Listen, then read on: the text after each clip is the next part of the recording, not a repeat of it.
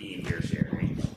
I'm so thrilled to be here. Thank you. This is amazing. I love that video. It really sort of gives a taste of the amazing work that you do. And we have a diverse audience, both here in the room and those joining virtually, truly global in nature.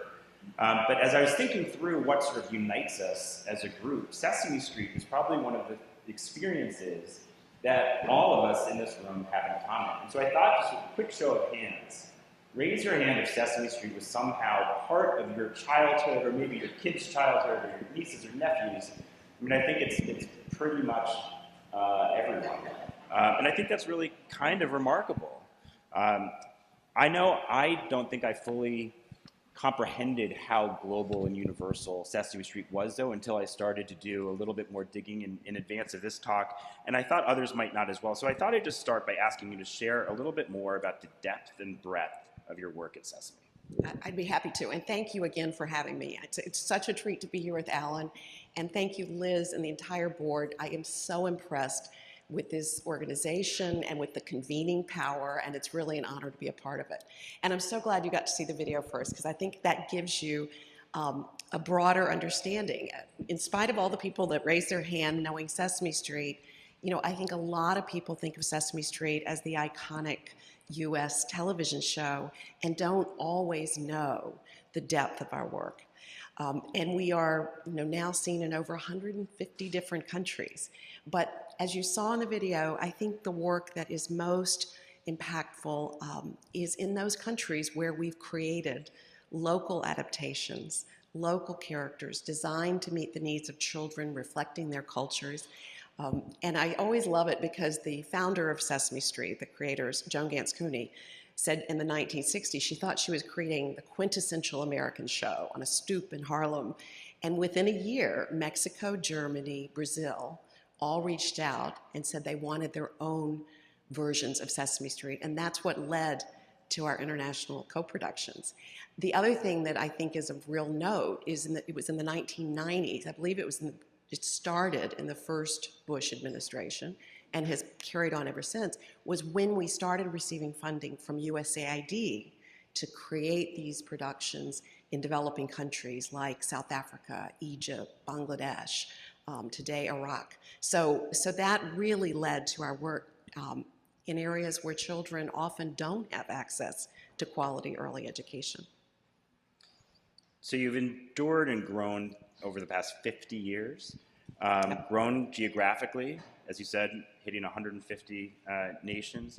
I want to ask you, how have you done that? How have you managed to remain relevant, remain impactful, and at the same time, you're pushing the envelope often, right? You're talking about things that are hard to talk about sometimes. And so, you know, continually to advance the conversation, how have you managed to thread that needle?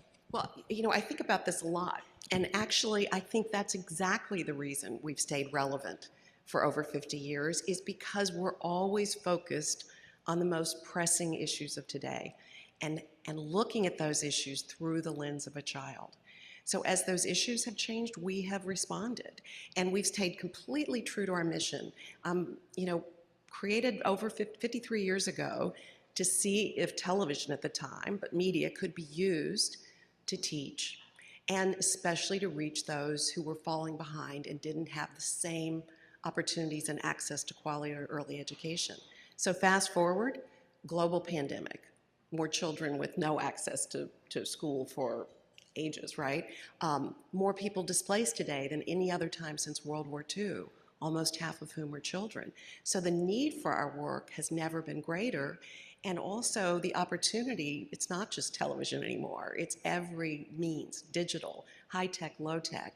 So we have such an opportunity to continue to reach children with quality early learning. And I'll say one more thing. You know, I've been at Sesame a long time, but I still have these incredible aha moments and learning moments.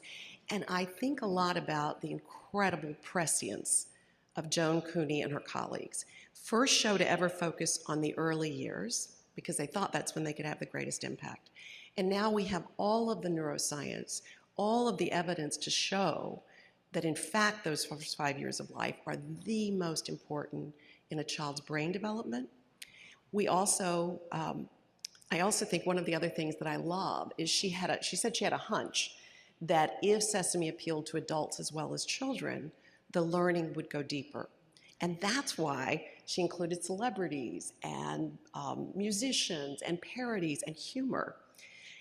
I think today we also, that is such a secret sauce for Sesame, because we also have the brain science to show that the way a child learns is through engagement with an adult, and Sesame appeals to both, which is a very powerful asset, I have to say. So I want to talk a little bit more about that brain science and the way that trauma can actually physically change you. I don't know if you want to talk a little bit about that, but I think that notion of how trauma and crises actually can physically change a person and then also be passed down and sort of become cyclical. Well, it's the reason I think that this appeal to adults is in fact so powerful for Sesame, because if you take it further, we also know that those first 5 years are when a child's brain is most susceptible to their environment. And if you've read or heard at all about toxic stress, when a child is exposed to prolonged exposure to adversity, to trauma, it literally inhibits brain development. It literally, the hormonal response affects their ability to form synapses. But what is the most effective way to mitigate that negative, devastating effect? It's more engagement with a caring adult, what's called nurturing care. So that's where Sesame comes in. In many of these places, particularly in our work in conflict and children displaced in humanitarian settings, our tools are for children, but they're also designed as a catalyst, to become a catalyst for engagement between adult and child. So that's why I think that appeal to adults is so incredibly powerful. And if you're not reaching children in those critical early years when they're experiencing those, what could be more traumatic than being displaced, leaving everything behind? And if we're not reaching them, we're putting them at a long-term disadvantage that not only affects their ability to learn, but their long-term health and productivity. So how can they be expected to have the skills they need to rebuild society if we're not giving them those tools at an early age? So I want to talk peace building, which is why we are all here today. This audience is comprised of peace builders in many different forms and fashions, collectively approaching the elements of peace from integrated angles, whether it be climate change, food insecurity, technology, trauma, health. Sesame Workshop touches a lot of those, but also focuses on a critical element of peace, which is education, and specifically early childhood education. Education, of course, can be used to fuel conflict as much as it can to build peace. And so it obviously is critical and can be used both ways. But so why is education and the well-being of our youngest children so important to consider when it comes to building peace and preventing conflict? Well, I think what you asked me to explain on the importance of the early years in terms of trauma and that impact is a huge part of this. I'm speaking to an audience that will agree how important it is. It's Gandhi who said if we want to build real peace, we have to start with children, and it seems obvious to me. One of the other things Joan said when she started was it wasn't a question of whether children learned from television at the time or media, it was what they learned.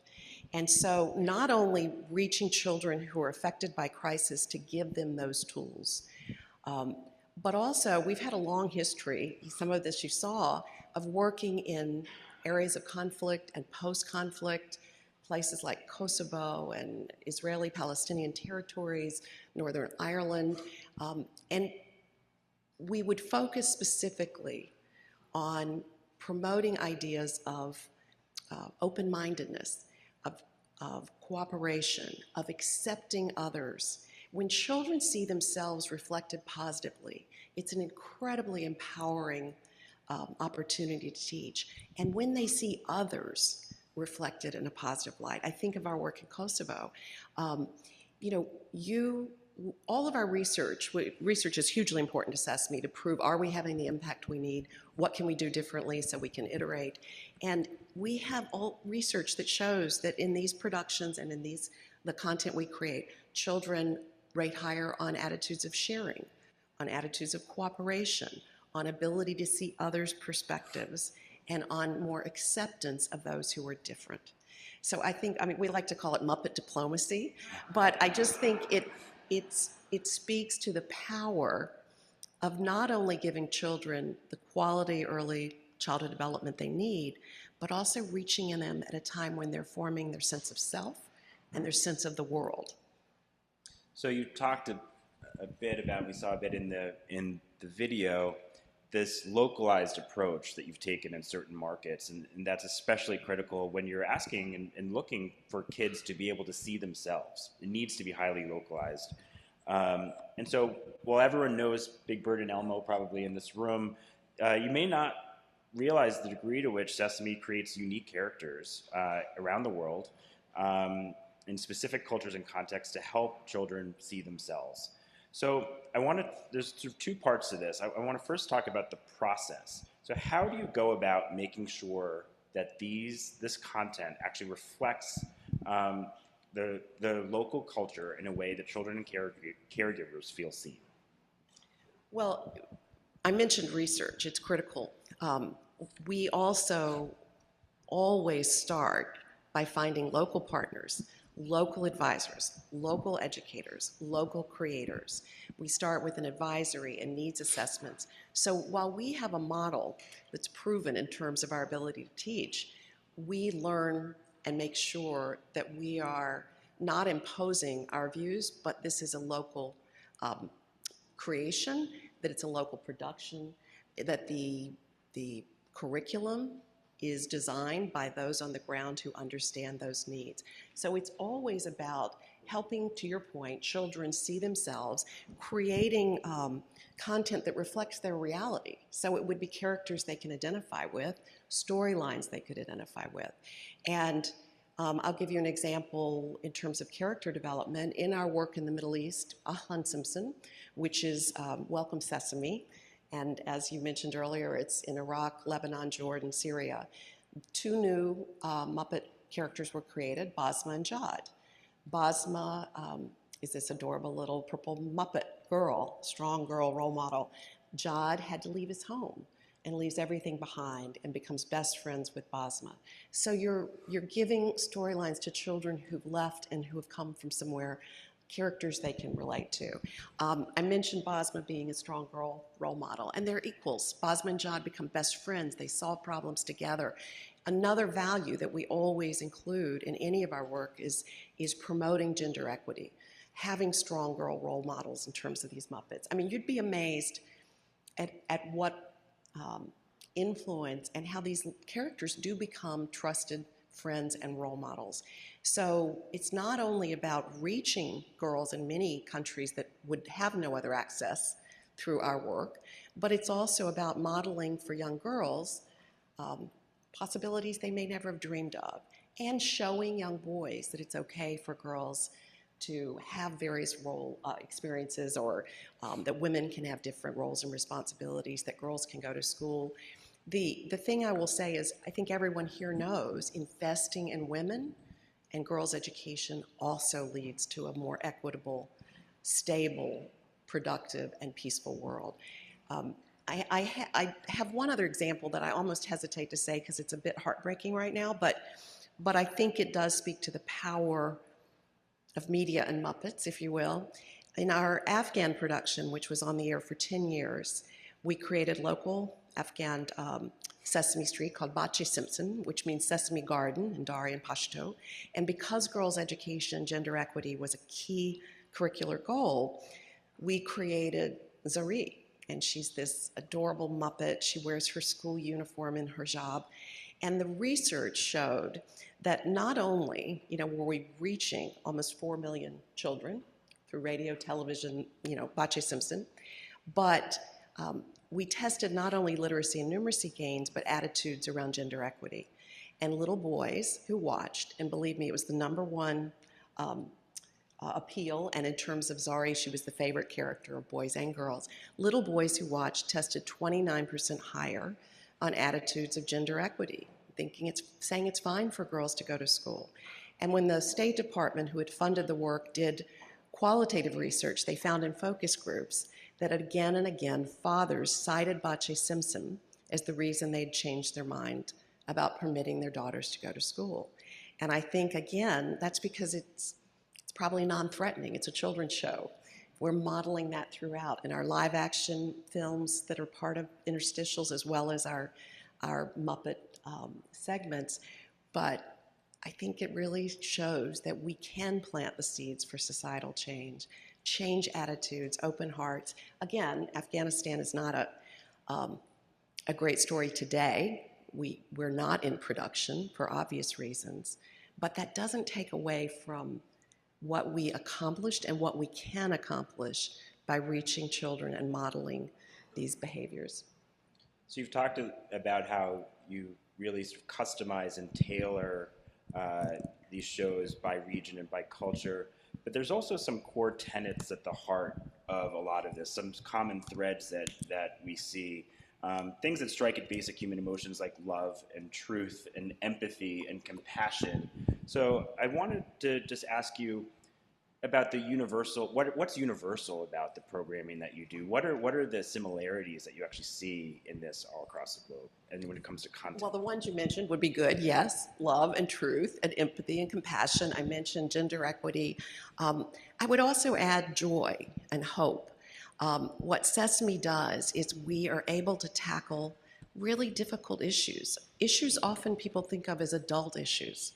Homelessness, displacement, parental incarceration, parental addiction, but always from the lens of a child and always in hopeful ways. So to your point, when you see Big Bird and Elmo talking about challenging issues or characters that are experiencing those issues, you saw a few in the video, it helps children feel less alone, but it also helps children who aren't experiencing those gain empathy. And I do think Julia, the first ever autistic Muppet, is a great example of that. That entire program, which is ongoing and now not just in the US, but in many countries around the world, is about helping to see amazing in all children. And it started as both an opportunity to create resources for families with children with autism, to make everyday moments easier, give them tools and resources, but also to help all children understand autism. I think you saw in the video, it helps, like when Elmo introduces Julia to Abby, he explains that just because she doesn't look you in the eye doesn't mean she doesn't want to be your friend. And so for children to see themselves in Julia, but for other children to understand what they have in common and the differences and why. There's so much research we have on qualitative research that showed 1 out of 2 Americans knew about Julia, and half of those who did had had conversations about autism with friends or family members. I mean, that's really powerful. And of course, anecdotally, we would hear from moms who said because of Julia, their children had more play dates, from teachers who would say that because of Julia, their classrooms were more inclusive. And I think that speaks to the power of empathy. So much more than just a children's program, oh, right? I mean, well, it's that's the other thing levels. is that if a child thinks they can't ask why is Julia like that? If a parent thinks I'm not supposed to say she has autism, it becomes taboo. So if you can break down that stigma and make it okay to talk about, then it's less fear of the other. You know, we see that. I love an anecdote I saw recently, work we have in, I think it came out of Jordan, where one of our characters in our work in Ahlan Simpson and elsewhere is Amira. And Amira is a little girl Muppet who's in a wheelchair. And a teacher told us that they had a child in a wheelchair in the class, and all the other children were sort of afraid of it and would stay away and not quite understand. And that after they watched the content with Amira, she said now they all reach out to help. And I think that's, so powerful. So I want to talk about another universal truth, which I think affects everyone in this room, which is data. I think we all know how important it is to make evidence-based decision-making, and yet impact is difficult to measure. We know this, and often it can be measured in, I think it was said earlier in this program, generations and years, not necessarily weeks and months. Can you tell me a little bit about how Sesame uses evidence and builds evidence around early learning, especially in these conflict-affected countries? I would love to. It is so important. And again, research is a huge part of Sesame's DNA. It started with a combination of research, educators, and the creators all working together, and that is universal wherever we go. There have also been more studies on the impact and effect of Sesame Street than any other children's property, which have shown long-term longitudinal gains. And I will say, speaking to your question specifically about regions of conflict and our humanitarian work, one of the things I'm so proud of is when we were fortunate enough to win the MacArthur grant, we took, and that was matched by LEGO to expand to Bangladesh. So of two $100 million grants, we've invested $30 million in research. There's a dearth of research on what's most effective for children in conflict settings. So we brought in NYU Global Ties, and they are doing research on both all our programs in the Middle East and in Bangladesh. We just finished 2 randomized controlled trials that will release the research in about 2 weeks. And I can give you sort of preliminary insight because I think it's so powerful. Keep in mind the reason we were creating this access to early childhood development in this region, right? Because we know how important it is to reach those children who've experienced trauma to help mitigate the negative impact. So then the research is designed to test our interventions. Are they working? And our local advisory, the question you had about how do we decide what we're going to do and how we do it, in Lebanon, Jordan, it was very clear that the Ahlan Simpson content needed to focus first on the emotional ABCs, that one of the biggest challenges was children not being able to identify their emotions, which you have to do to be able to manage your emotions, which you have to do in order to learn. So emotional ABCs is the curriculum. And one trial that was just completed was where we took the Ahlan Simpson programming in Jordan, working with the Ministry of Education, added those to schools so that every day children would see a 26-minute episode. And the research on those outcomes, compared to those who had not, increased ability to identify emotions, increased abilities to manage emotions, increased knowledge of coping skills like deep breathing. And the second study was in Lebanon. During COVID, there were so many things we couldn't do. We couldn't do home visits with the IRC. We couldn't be in person. So we created a remote preschool where IRC teachers were calling in to groups of 5 or 6 families, children and caregivers. They had access to materials digitally, materials for the children, and the outcome of 11 weeks of this program is the equivalent in literacy and numeracy gains to an entire year in in-person preschool. So it's just such an incredible validation of what we can do if we can reach children with quality early childhood development. So I want to ask you a little bit more about this partnership that you spearheaded with the IRC to bring early education to those fleeing conflict in Syria. As we mentioned, it was recognized by the MacArthur Foundation and LEGO, 2 $100 million grants awarded. Over 5 years, okay, it wasn't like, yeah. It's still pretty remarkable. I wanted to ask where this idea came from, how it manifested, and then maybe what lessons can be learned, and how have you sort of grown and changed the program since you started? Yeah, thank you for that, because MacArthur grant was a game changer for Sesame.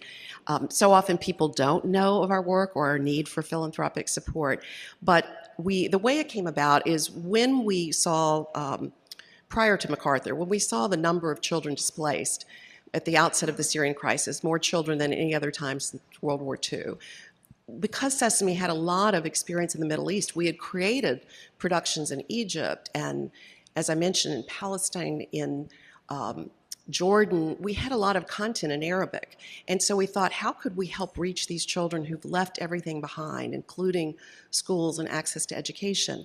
But we're not a direct service organization. We can create proven content, but we couldn't do it alone. We needed a partner on the ground. So we looked at a lot of different organizations that we work with, UNICEF, Mercy Corps, Save the Children, all of whom do wonderful work. But in that region at the time, we felt that the International Rescue Committee had a very strong footprint on the ground. They also had an early childhood development department and a head of ECD. They care very much about early years, and they cared very much about data and research. So I went to David Miliband and I asked, would you join us and do a pilot in Jordan? And let's see if our content could empower your, IRC staff on the ground and help in terms of learning centers, home visits. And he agreed. Of course, we're two nonprofits. We have no money. But we went to the World Humanitarian Summit in Istanbul, and it's unusual to announce a program when we have no money, but we thought we'll put a stake in the ground.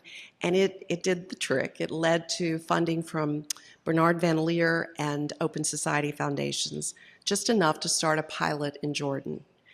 That's when I heard about MacArthur's 100 and Change. And it was for any organization addressing a major need.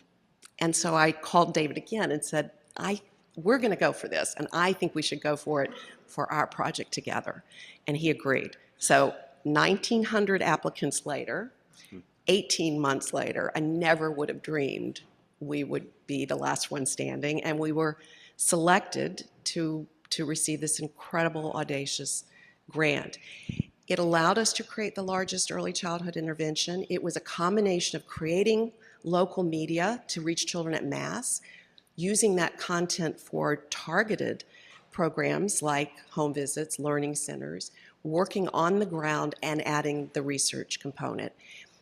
But in success, it was that we hoped we could create models that could be replicated for children wherever they may be and could transform humanitarian response.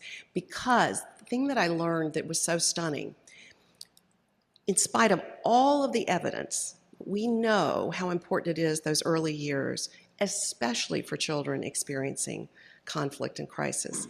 Less than 2% of all humanitarian aid goes to early childhood. Less than 2%. So the great irony is the children impacted the most because of their age and their stage receive the least, and yet research shows they have the most to gain. So that's why I think this work is so important. And for LEGO to step up within 1 calendar year, they had never given to humanitarian before. They'd done wonderful work, the LEGO Foundation, and we had worked with them in Mexico and South Africa, but they stepped up and said, you know what, we'd like to also do this. We're going to do another $100 million investment to deepen your work through learning through play and to expand it to reach children in the Rohingya crisis in Bangladesh.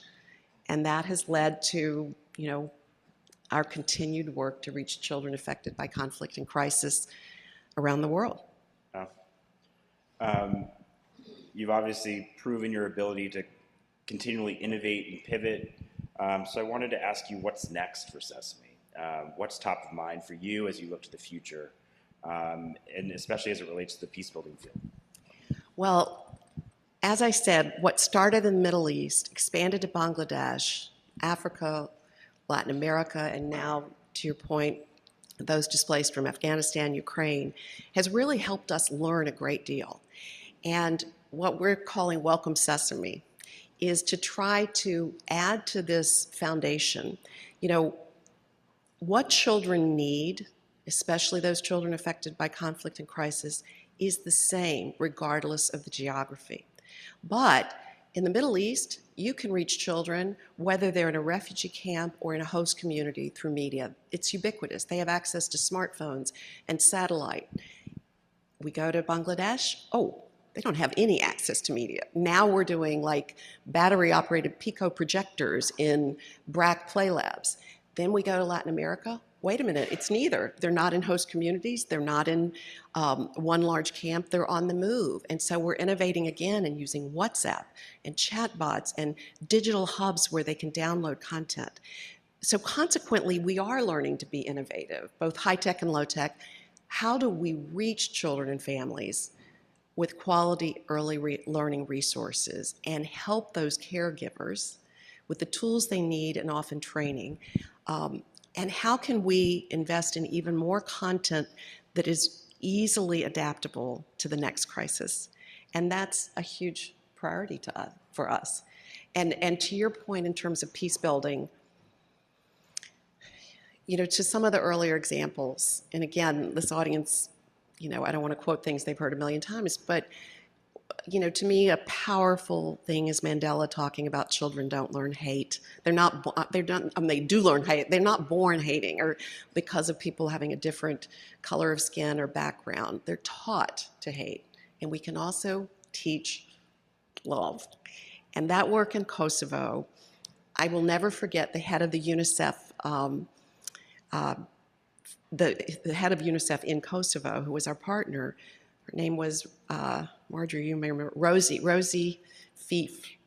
And she said about our work there that even if Sesame can't completely convert these children, the fact that they are helping them be more open-minded than their parents, and when they grow up to be parents, they will be that much more accepting than their parents, and the next generation will have so much more hope.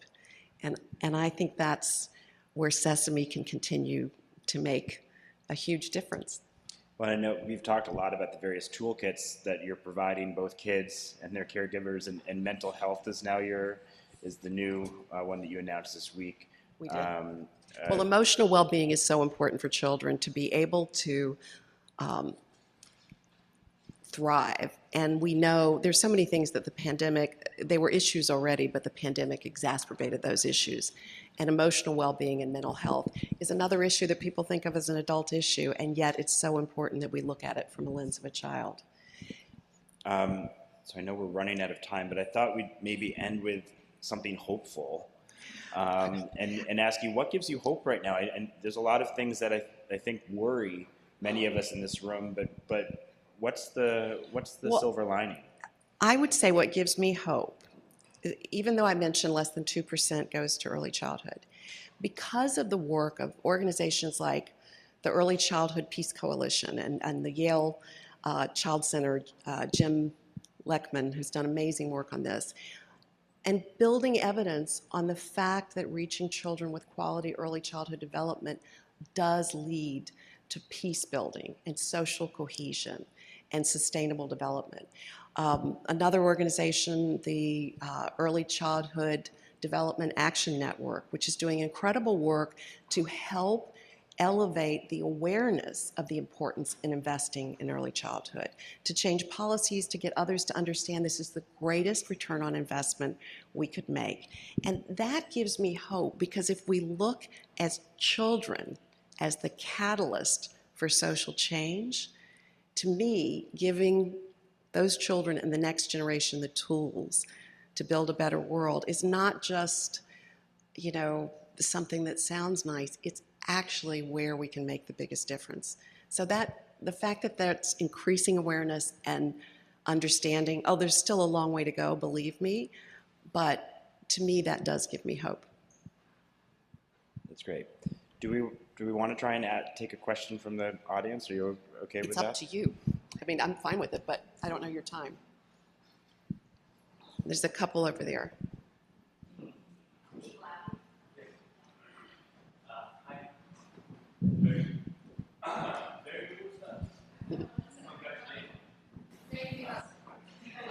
Okay, sorry. Hi, my name is Sanjay. I'm also an educator. I work in Colombia. I was just in Colombia. Huh? I was just in Colombia. Very yes. cool, very cool. And so I obviously agree with you, and I agree in the power of technology to reach people. I had a question for you, and it's like, if you imagine Sesame what would Sesame for like teenagers be like? And it's like, there is this thing of you work with kids work with their parents, and then there's this thing of teenagers who do not want to be with their parents. Well, or like it's the moment of like you're creating your autonomy. If you were to do the version of Sesame for teenagers, for youth, what would that look like? Maybe we'll take 3 questions okay, so sure, you can sure. answer all of them. Try to remember if you'll help me. Yeah. This- Okay. Hi there, my name is Matthew. I work for Equal Access International. My question deals a little bit with sensitive issues.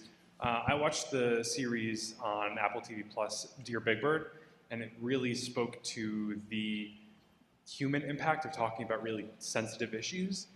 Wait, And sorry, you watched the series, I couldn't hear that one. Dear Big Bird Oh. on Apple TV Plus is really great.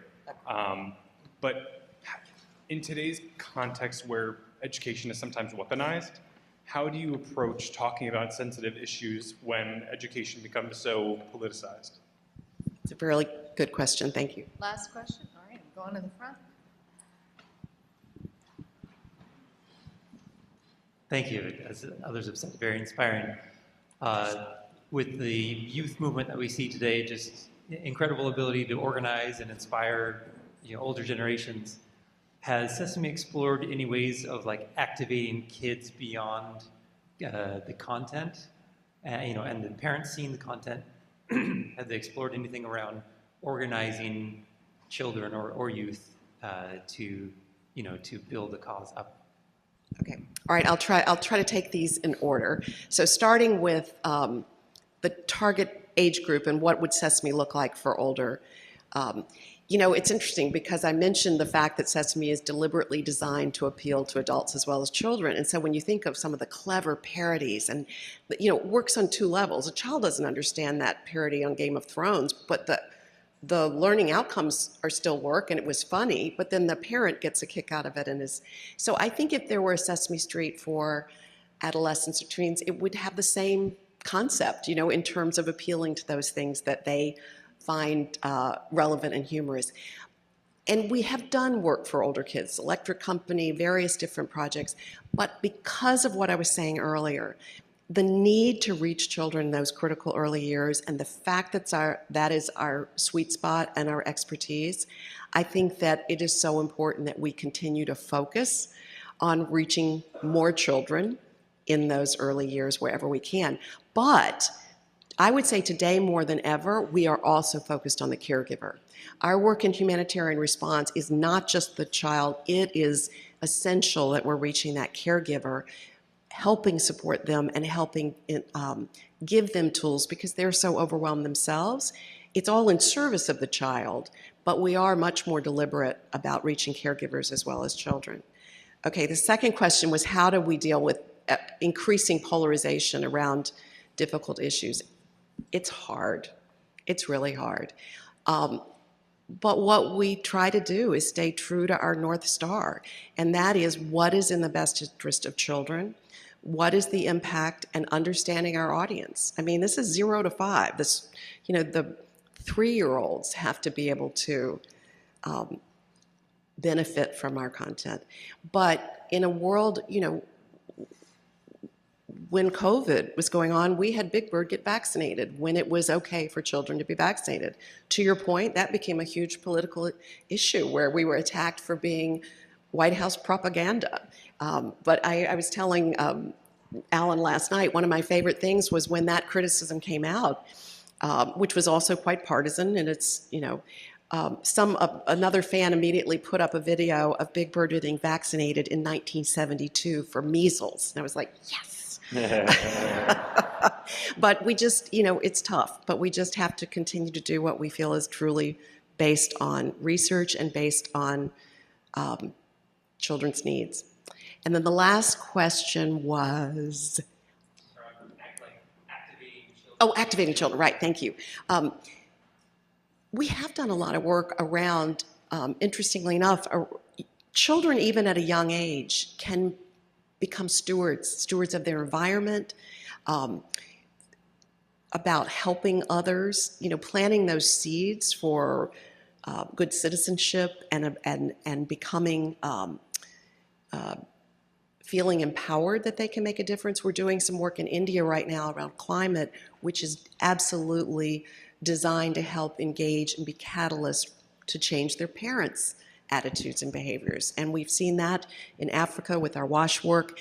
It's not like you can really go get a group of 3- and 4-year-olds to, activate, but in terms of planting those seeds and helping them understand our work around coming together, we've always stood for diversity, inclusion. But after the incidents in the U.S., George Floyd being killed, we had to look hard, what more can we do? And of course, we always bring in advisors and what would be the most effective way. And we went from just modeling diversity inclusion to giving parents tools and addressing racism directly. How can you talk about racism to a 3-year-old? We created new characters. Wes is the father of Elijah, so that we could model conversations. And in that, it's really designed to help children celebrate their own identity, but be upstanders for themselves and one another. And again, that is really trying to help them understand how they can be a part of the change. Well, I think personally I found that incredibly inspiring. I want to thank you on behalf of AfP. I want to thank you on behalf of everyone here. And personally, I want to thank you for being here. It's a real honor. And thanks for all you do to contribute to a more peaceful global community. Thank you. And thank all of you, because you wouldn't be here if you didn't care so much about this issue. And the work you're doing is so important. So thank you again. Thank you.